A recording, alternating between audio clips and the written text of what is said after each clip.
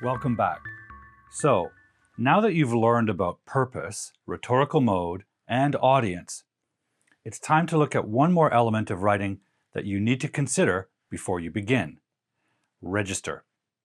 In this lesson, you'll learn what register is, how to choose it, and how to use it. Once you know the purpose of your writing task, and you know which rhetorical mode to use, and you know who or what your audience is, you can then choose the register. Now, register is the level of formality or informality that your writing uses. All forms of writing exist somewhere on a continuum of formality, ranging from extremely informal to extremely formal. And to be clear, this is not a question of one is bad and the other's good, or the one is bad and the other's good, or one is better than the other, or something like that.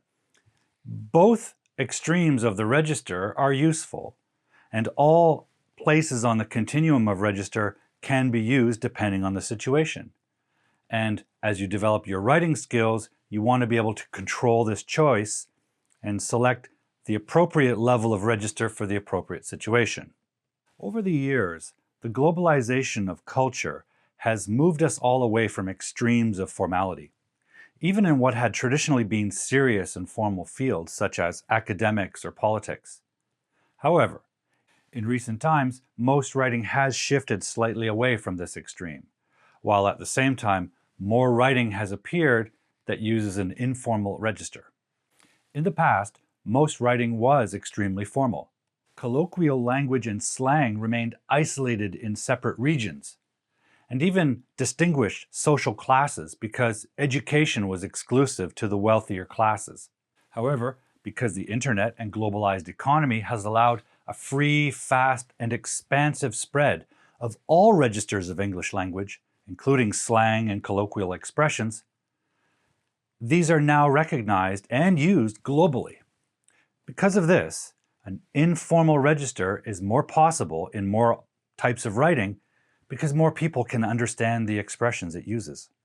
Contemporary magazines and online articles, for instance, tend to use a register that sits somewhere in the middle. They might discuss a serious topic with complex explanations using a mix of abstract and concrete words with a touch of slang occasionally. Think about contemporary books about everyday topics such as diet, sports, or rock and roll music. A popular rock and roll magazine that discusses the latest album by a famous group isn't as serious a topic as, say, the Cold War, but you can still find fantastic writing in such outlets. My point is, formal writing isn't necessarily better than informal writing. For all ranges of formality on the continuum, there's an appropriate time and place, an appropriate purpose. This takes us back to the importance of identifying purpose. It takes a bit of experience to learn how to select the right register. Reading will help you, for example. And also, ask your teacher about the register that the teacher wants before you begin writing the assignment. This will help.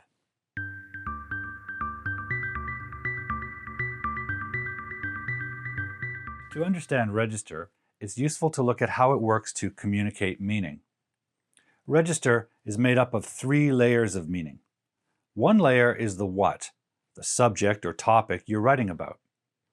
If it's a serious topic, such as disease, history, or international politics, the writing might tend toward the formal and require the authoritative register of the expert. This also shows respect for the topic and the people involved in it. For example, if you write a history essay about World War II, because so many lives were lost or changed by this war, your writing should express a high level of respect for them. The next layer of meaning involved with register is the who. Now this relates to what you learned in the previous lesson about audience. As we learned then, writing involves both a writer and a reader in an important relationship. And this relationship, however close or distant, exists within a context. Therefore, how familiar the writer and reader are, how much context they share with each other, affects the register. For example, as I mentioned before, when I speak with my close friend while we play basketball, I use a different register than I use when I write an email to my bank. One relationship shares the context of playing a game of basketball for fun and exercise with my friend. The other involves conducting financial matters with a bank employee that I may not even know. Different contexts, different relationships. Different relationships, different degrees of familiarity between reader and writer. In a written English proficiency exam such as IELTS or TOEFL, you probably don't know who will read your writing, so you should use a formal register. Doing so will also demonstrate your ability to use accurate, precise grammar and specific word choice, because as you'll see shortly, these are important considerations in register. The third layer of meaning involved with register results from the mode or means of communication. And these range on one end from spoken language to, on the other end, written language. If, for example, I'm talking to my friend while we play basketball, I can use hand and facial gestures to communicate. I can use incomplete expressions or slang expressions that I'm certain my friend understands because we've shared years of experience as friends. On the other hand, if I write my banker an email, I cannot use hand or facial gestures to communicate. The writing in my email must communicate everything. And my banker and I barely know each other, so we don't share an understanding of hand gestures or verbal expressions. Since we're only talking about writing in this course, we know that our register will be on this end, the written end. So, in formal writing, the writer is usually not familiar with the reader, and the topic is usually serious, abstract, or complex. In such cases, because you want to present your ideas in both a clear and authoritative way that also shows a high level of respect for your topic and your reader, you should choose the most precise and accurate of grammatical forms. That way, you can be more certain that your reader, whom you do not know, will understand your ideas. Register is a continuum, from informal on the one end to formal on the other.